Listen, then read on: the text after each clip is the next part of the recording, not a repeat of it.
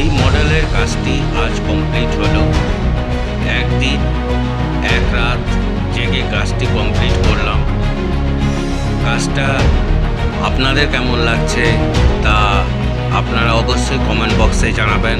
কাজটিতে একটি দোতলা বাড়ি যা সম্পূর্ণ থার্মোকল দিয়ে তৈরি করা হয়েছে এবং দোতলা বাড়ির সামনে একটি গাছ, গাছের নিচে একটি বেদিতে তিনজন মানুষ বসে আছেন এবং ব্যাংকটা পাশে একটা ছাউনির নিচে ট্রাক্টর দাঁড়িয়ে আছে, সেটাও থার্মোকল দিয়ে বানানো এবং তার পাশে মহিলারা বসার একটি জায়গা করা হয়েছে